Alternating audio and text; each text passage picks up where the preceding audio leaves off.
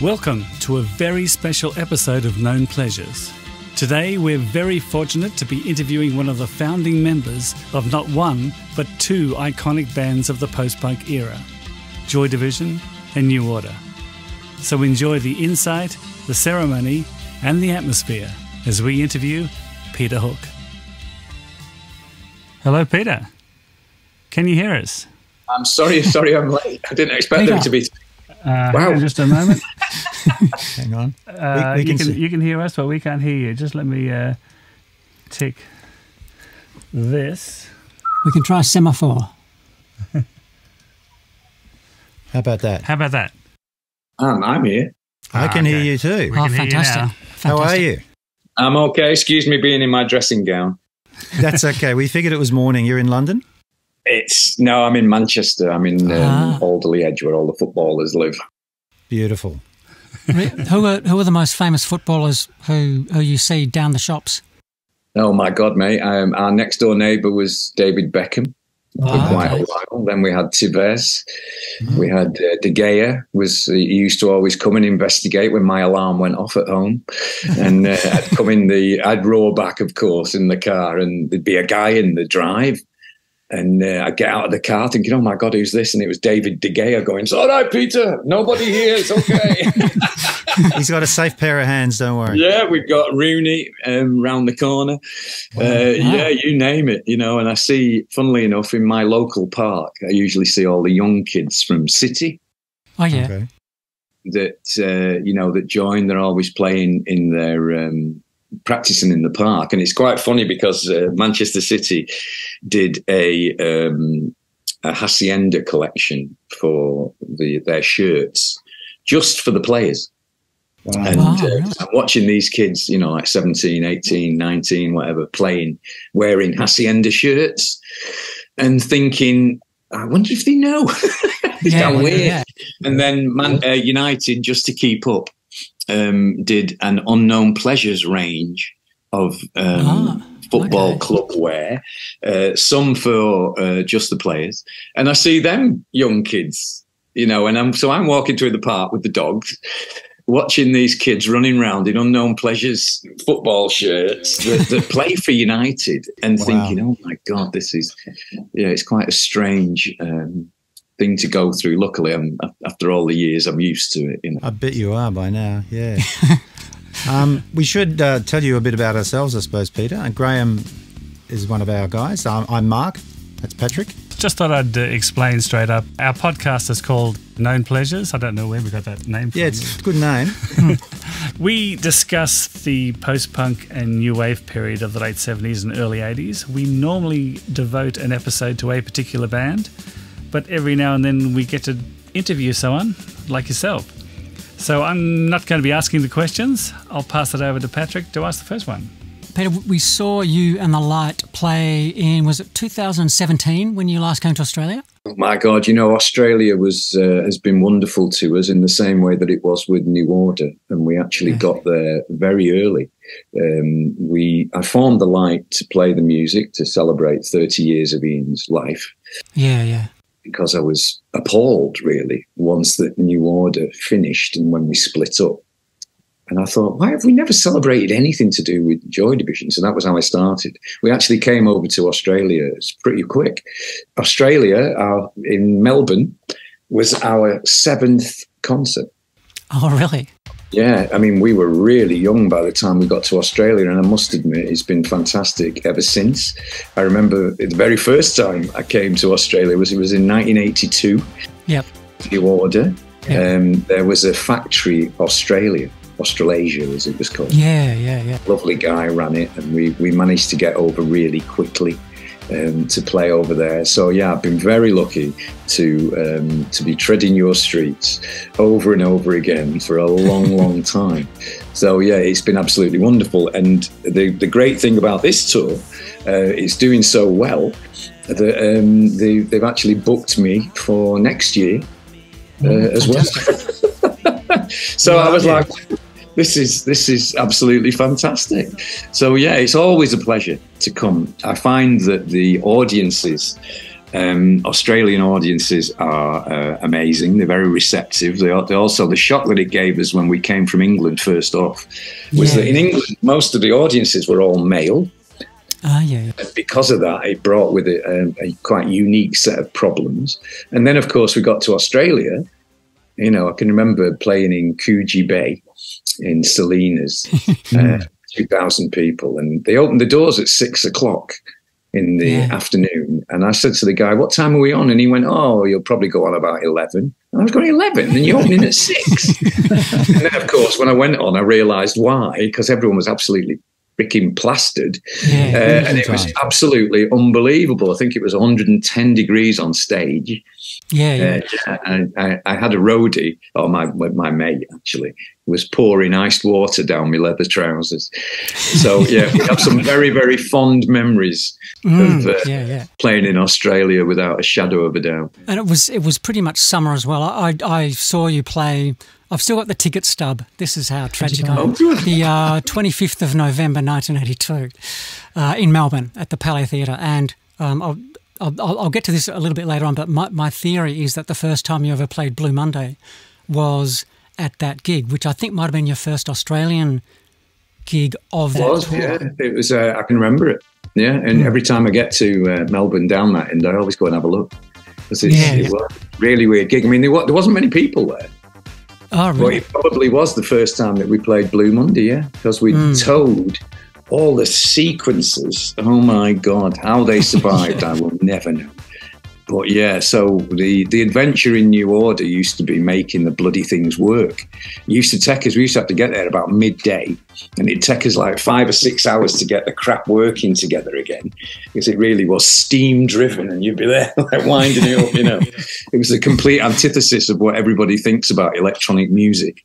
But I mean, we were very lucky in Viv Lees, having somebody who looked after us very, very well. You know, Viv went on to do the Big Day Out. Big Day Out. We were the first international band that Viv and Ken West had brought over. Absolutely. Those guys were amazing promoters. I mean, Ken sadly died, didn't he, recently, which was... he did. I actually worked with Ken West in a previous, when I was in bands myself. Wild guy. Wild. Lovely. They were very much like chalk and cheese, but they were great to be with, you know. So I mean, it was nice from that aspect, you know, to be the first international band that Ken and Viv brought over, and then to watch them go on and do Big Day Out as they did. So it's interesting. It was interesting. I wanted to talk to you a little bit about your bass sound. I know it's something that's talked about a lot. It's so recognisable and copied.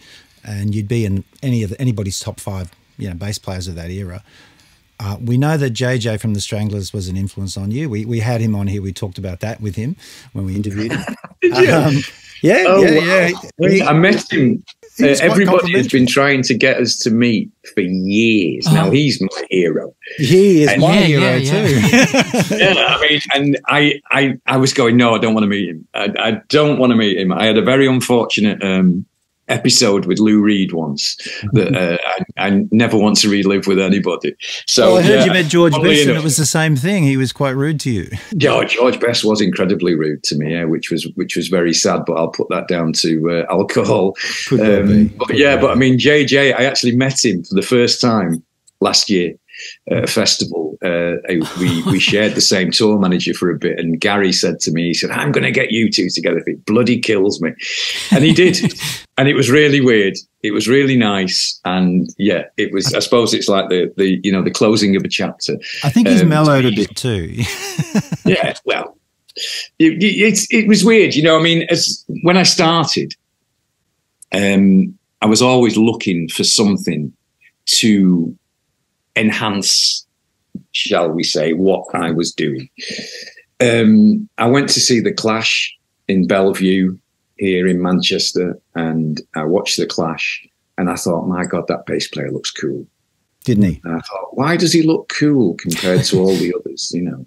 And Paul Simonon just had a long strap, and he was playing it very aggressively, swinging it around, and, you know, I mean, it wasn't as much as I hate to say, is a different bass player to me. So it wasn't particularly that aspect of it, but I thought, right, I'm getting a long strap.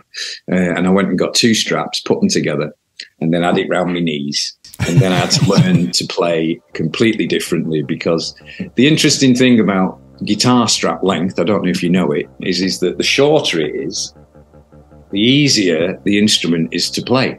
The longer it is, the more difficult, because you're always bending your hands round. So I was renowned for my bum notes because of that. But yeah, so I had the strap length.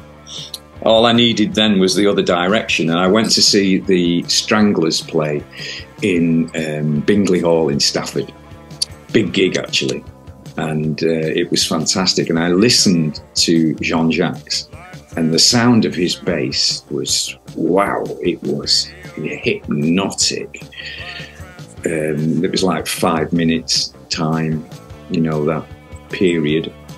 And I just thought, oh my God, he has got it. He's got the sound that I want. And I remember hanging around in the end and running down to the front with a borrowed biro and a piece of paper to write down Jean-Jacques' equipment so that I could get it. It was a Hiwatt 100 amplifier and a 2x18 Vox bass cab, the one the Beatles used, actually, was that cab. I didn't know what pedals, because I couldn't see that far. So, but God knows if I got it right. But I ended up buying a Hiwatt 100 and the speakers. And yeah, it did. It helped my sound. The actual playing style is down to, I've got a picture of Ian on the wall here that I see every day when I'm working. And it was basically, my amp at the start of the band was crap. This was before the Hiwatt and the Vox cab. It was really bad. I'd paid £10 for it, the speaker. It just sounded awful. I couldn't hear a thing. And Barney had got his hands on a Vox UD30. Again, a wonderful amp that the Beatles used that was 100 watt RMS, 100 watt output. It was great. It's one of the best guitar amps ever made. And Vox didn't make many of them, so they really are collector's items. And we had one. Got stolen in America, and he'd never been able to replace it. So he had this wonderful guitar sound that was blowing us all away. I couldn't hear a bloody thing. And the only thing I could hear was when I went high on the strings. And soon as I went high on the strings, Ian Curtis would go, whoa, whoa, whoa, whoa, that's it, okay, play like that, play like that. And I was like, whoa, whoa, I thought that was a good reaction, wasn't it? You know, whoa, great. And so literally every time we came to rehearse and write, he'd go, play high, okay, play high. And it was as simple as that, if that's simple. So you need 2 world-class bass players, a mad lead singer, and you're rocking. And a desire to be heard, yeah, above the racket. Well, yeah, I mean, you know, I was just talking about this earlier, actually, with a friend of mine. When you joined a group, a punk group, you had to be very tenacious and you had to be very single-minded. And the scary thing in music that I've found is that you went through this Simon Cowell phase of everybody telling you whether you were good or not. And you know, if you're in a group for someone to tell you you're good, then you're not going to do it. You know, you're in a group because you have the ultimate self-belief that you can do it. And that is the only thing that will keep you going, actually, because if you're dependent on other people, I mean, what would Simon Cowell have said to Ian Curtis? What would he have said to Shawn Ryder? What would he have said to Ian Brown? You know, Marquis Smith. Can you imagine Simon Cowell with Marquis Smith? I'd like to have seen that, actually. That would be good. That would be good, yeah. So, I mean, you know, there is a tenacity, and you've got to obviously become used to rejection. And I was just talking to my mate, and he was saying to me, I was doing an interview. It's the 40th anniversary of the Hacienda this year, and we've got a BBC documentary that's on Saturday night, a history of the Hacienda on November the 5th. 10 o'clock. And he was saying, when was your most amazing gig? And really, my most amazing gig is my next one. You know, it's as simple as that. After fighting for years and years and years to get any concert, And I remember the concert that I remember most was we played in Oldham Tower Club as Joy Division. And Oldham Tower Club on this monthly punk night had been really, really successful. And we were really chuffed to get it. I think we were 30 quid we were getting for the gig. And we went to Oldham, whoa, really excited, just down the road. And when we got there, we set up, sound checked, everything was great. We were all ready, and nobody came. Nobody.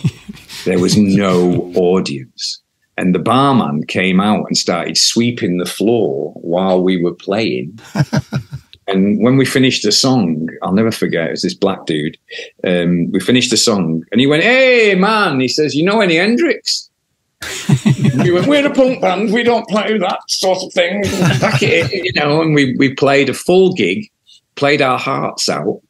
At this gig with nobody there. And, you know, when you've done that, and then you end up headlining Glastonbury for 175,000 people, when anybody says to me, you know, I just say, as long as it's somewhere in between, no, and 175,000, then I am ecstatically happy. You're a happy man. Didn't you have a gig in Huddersfield where one person turned up? Is that right? Yeah, that was Huddersfield. Yeah. So that's none and one. It's better. Yeah, so it's an improvement. You know, you were Matt, we were on a roll incrementally. Yeah, if he'd have had a dog. Absolutely. We'd have been I mean, I remember when we toured Australia. Actually, we had a gig in Adelaide, where they filmed Mad Max, wasn't it? Around that area, Broken Hill. Yeah. So, and I was really excited about, because it was Mad Max, which was one of my favourite films, and Viv came to us and said, "Oh, we're going to have to cancel the gig in Adelaide because we've only sold one ticket." And we were like, "Well, can't we still go and do it?" You know? And he went and he said, "Listen," he said, the only way that we'll do it is if the guy phones up and asks if he can bring his dog." So yeah, we didn't get to do that one gig in Adelaide. Wow. Because we'd only sold one ticket. I thought there were quite a few people in Melbourne, like several hundred or 1,000 or whatever. So the idea that in Adelaide there's going to be one person. I mean, you know, it's still not a surprise really to, even as New Order, you know, there are markets that you've not reached, and that's just one of the weird things, you know, of it. I suppose you get spoiled in a way. I mean, we were intensely spoiled in New Order in that we got asked to go everywhere, but unfortunately the other three wouldn't go anywhere. So it was the most frustrating period of my life, you know, having all those wonderful songs and the demand to go anywhere, and they wouldn't bloody go anywhere. I mean, it's a fact that the members of New Order have played more gigs in their 50s and 60s than they ever did in their 30s and 40s. And try and explain that to me, because I don't understand it. It's a mystery, right? It's bonkers. Yeah. But you're here to play Unknown Pleasures and Closer for us this time, yeah? Yes. I wanted to ask you a question about Unknown Pleasures. Obviously, it's a massively influential album. I did read somewhere that when you heard what Martin Hannett had done with the finished album, that both you and Barney said, you know, you hated it and you wanted to sound like the Sex Pistols. My question to you was, after all this time, 40 plus years, do you think that now that album is as influential as Nevermind the Bollocks, because it changed the direction of music and it opened up the doors of where you could go after punk? I think it's actually more influential than Nevermind the Bollocks, because it had a more ethereal, more Doors-like sound. I mean, you know what? I was an idiot, and in many ways I still am. So don't worry about that. You're in very good company here, lad. So, you know, it's one of those weird things. Me and Barney just wanted to, you know, we were full of piss and bile. And Martin Hannett gave us this wonderfully polished thing, and we were like, what the fuck is that? You've killed it, you know. It was absolutely bonkers. I mean, oh my God. if there aren't many people that I'd love to give a big bloody hug to, but I do wish that, Martin Hannett was one of them. He was treated very shabbily by Tony and Alan Erasmus in Factory when they fell out. I mean, Martin's big beef with Factory was that they shouldn't open a club. Yeah. They should open a studio. Because the first LP that they made in it would pay for the studio. Yeah. No, we decided to open a bloody club that cost us more money than bloody Elon Musk has got. Fucking hell, mate. Talk about making a mistake. Oh, yeah, Jesus. Yeah. But again, being at the premiere last night as I was and seeing the people who lives were shaped by the Hacienda, I suppose you have to say that if you'd have had a studio, nobody had ever been in it apart from a load of scabby musicians. So, yeah, in a funny way, culturally, from a fashion point of view and from a music point of view, the Hacienda helped with Factory Records. Yeah. It helped Joy Division and New Order to change the world. Yes. So it is one of those things that Manchester is very, very culturally important from that point of view. And again, it was done on a whim, walking down Fifth Avenue, 5 o'clock in the morning, watching the sunrise in New York, going, oh God, these clubs in London, in New York are fantastic. We should open one in Manchester. Like a bunch of bloody idiots. Who listens to people at 6 o'clock in the morning when they've been up all night? No one should listen to them. And it worked, but I mean, what an education. It was a very harsh education. But as Tony said, he said, I've done a favor keeping you poor. He said, because you make great music, Paul.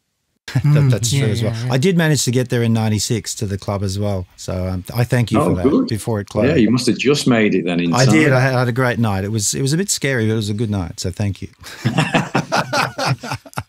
It was a bit scary, but it was a good night. Thank you. That's probably one of the strangest conversations I've had all week. So, yeah, we're playing Unknown Pleasures. We're actually, to get back on course, we're celebrating 40 years of Ian Curtis's life and legacy, and also 10 years of The Light, which is wonderful. COVID has kicked a hole in all our lives. So it's a bit weird, but I mean, we've enjoyed what we're doing. We've just done a huge tour of America, which was fantastic, although traveling was a nightmare. Oh my God, it was an absolute nightmare. But yeah, we're enjoying it immensely. And, playing the New Order set gives me the chance to play a lot of songs that New Order will never play and would never play. So I'm delighted about that. So I get to, we get to keep ourselves very fresh by sort of flirting with New Order because there's so many songs that we're playing. We're playing about, it's only an opening set, so we do 6 New Order songs, 6 or 7, depending on the length. And we've got about 40 that we choose from. Obviously, the LPs, we're very well versed in playing the LPs now, which is great. And yeah, I mean, it's weird. We've just done the classical concerts, the classical Joy Division concerts in England, which we're playing the songs in a completely, we played a whole tour of America, learned the songs one way, then had to completely forget it and learn them all another way for the classical. And now, tomorrow we start practicing to come to see you. We've got to learn them all again the other way. So I was like, blimey, if this doesn't keep you young, nothing will. Yeah. Absolutely. To say the least. Peter, this is a slightly random question, but listening to Unknown Pleasures, I remember what you've written in your book and in your books, which are all amazing, by the way, beautifully written and hilarious, I should say.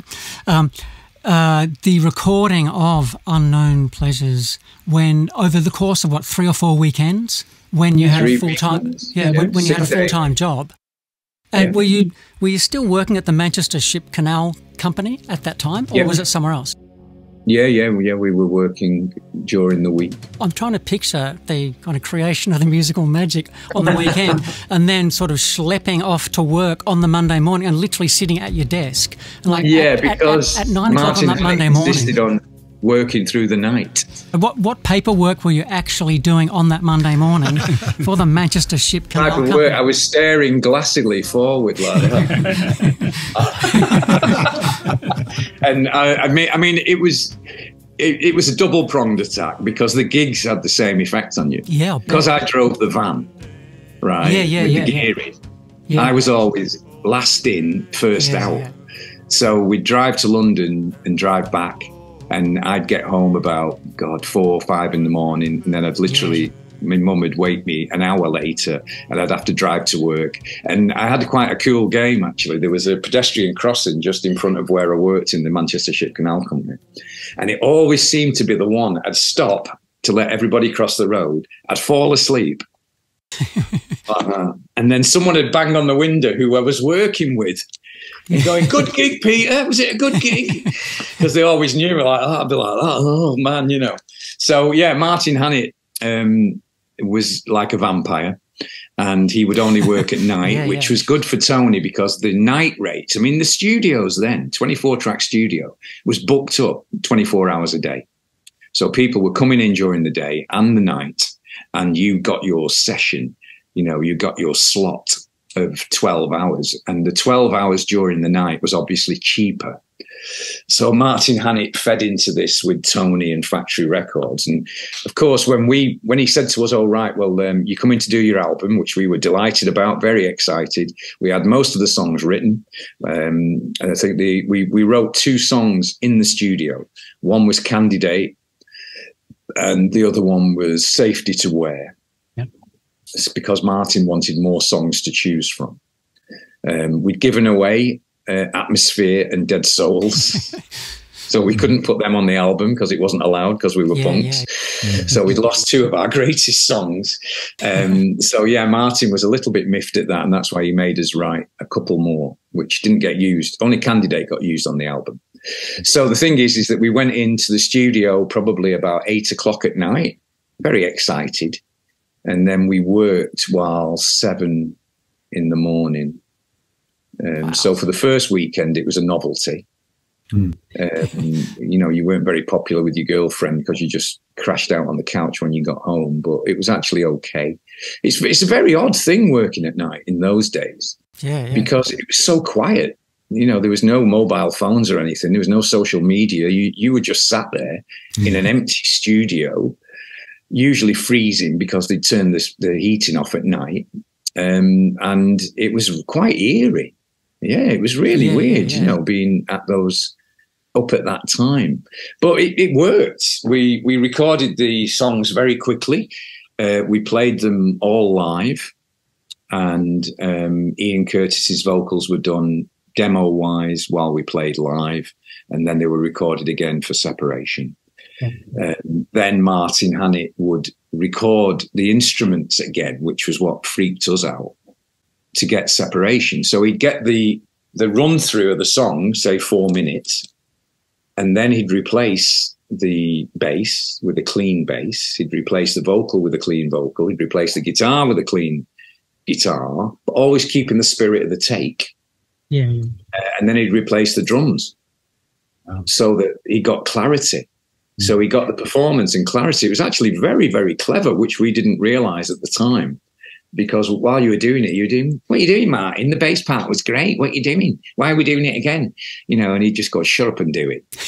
Well, it was amazing that it didn't sound sterile because that No. I mean, he really was. I mean, you know, as a musician, sometimes it gets me down that, you know, Martin Hannett's production gets all the plaudits here. I mean, he didn't write the songs. He didn't change the order of the songs. He didn't do anything like that.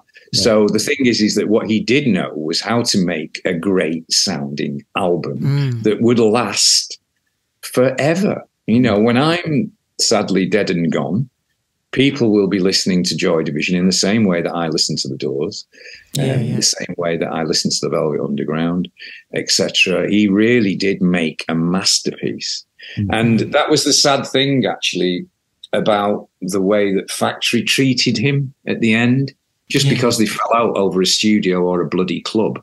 He didn't deserve treating the way that he was treated, you know, but that's just life. I mean, ironically, Factory did exactly the same thing, savage takeover of the company that New Order did to me when they reformed as New Order. They did a hostile takeover of the limited company that owned the assets, in this case, the trademark, and they devalued my trademark ownership from 25% to 1%. So they get 99% and I get 1% of New Order going forward, which I've been fighting for 11 years. Which is very, very difficult. An awful ending. But, you know, rock and roll, as we know, is full of them. Yeah. I mean, have you ever met a happy musician? It doesn't help, I don't think, if they're happy. No, definitely not. They're always moaning about something. You know, I wrote this, I wrote that, I should have got this, I should have got that. So, yeah, it's very much a standard procedure. But again, you know, it doesn't stop it hurting you forever. And, you've just got to keep fighting, haven't you? That's the thing. I think we're going to need to close up soon. I think we've got time for one more. Can I ask you a New Order question? Because a lot of people talk about Blue Monday, but for me, when I first heard Everything's Gone Green, that blew me away in a much more, you know, substantial way. Was that song written with the Hacienda in mind, with a nightclub sound in mind? Because you've got sequences, it's kind of a punk disco thing in 81, which is so early. It's incredible. No, it was written very early on. It was actually the B-side of Procession, wasn't it? So it was the Roland drum machine that we used on Truth. It was that playing, and it was a control voltage pulsing a synthesizer.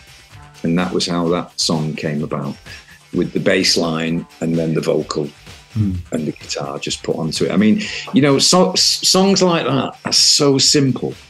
And yet, oh my God, you tried. Oh, sorry. Sorry about that. Songs like that are so simple and yet are so difficult to write. You know, I mean, it's incredible that Blue Monday actually took us start to finish about 6 months. Everything's Gone Green we did in a couple of hours. You know, great bass line. The echo on the bass line, I don't even know where that came from. I was just messing about with an echo pedal and found it. It makes the song. You know, it was just so simple and so effective. And it was one of the first vocal lines that we wrote, because we used to write the vocal lines together. A lot of the vocal lines used to come from jams. Barney would just have half a bottle of Pernod and then start ranting and raving over the top. Everything's Gone Green was one of those. And then we would just listen to all the takes and we'd distill bits and put it together. And, you know, it became a typical New Order song in the way that it has no chorus. But in reality, it has 3 choruses. It's just that they're all different. Yet, because the music is so strong, it's very, very effective. Nice. And I mean, it was just such a learning curve to be without Ian. Where with most of the vocal lines that Ian wrote, I'd say 90% of them, none of us had any input to it. Very few we would have input on them. You know, a lot of the time he was actually, and I'm delighted to say it, and I think I can say without fear of contradiction, that his vocal lines were inspired by the bass lines. The bass lines always came first, his vocal always came after. So it was a wonderful combination. But when we got to New Order, of course, the big man was missing. Oh, man. And that was, God, you know, it's times like that when you've lost someone. And only when you lose them do you realize what you had. That is the heartbreaking point in the whole bloody thing, especially with the circumstances. And it was very, very difficult to galvanize ourselves to replace him, because we didn't even want to bloody replace him, you know? We just wanted to carry on doing it. But we did, and we went through it, and I must admit that the 3 of us actually wrote, me, Barney and Steve wrote all the vocal lines right up to technique until Barney decided he wanted to do it on his own, which he did. He did the odd song on his own, but yeah, not. The majority of the songs were written by the 3 of us, which was great. a great springboard, shall we say, for our solo projects and for the rest of the way that we do it. But yeah, great song. I wish I could write another. It's gone green, mate. But one of the weird things about songwriting is that when you're young and you have no songs, they're dead easy to write, and then when you've got 300. All of a sudden, they're very difficult. Hard work, yeah. Well, listen, Peter. It's been a real honour speaking to you today. I've just received an email saying that your next interview is. Oh right, okay then. Blimey, yes. So we better move on. Don't be so interested in the lot of you. Thank you so much for your time. It's been a real highlight to talk to you. Thank you so much. Can't wait to see you in Sydney soon. Thank you. Thanks, Cheers. Peter. Thanks a lot. Bye-bye. Bye.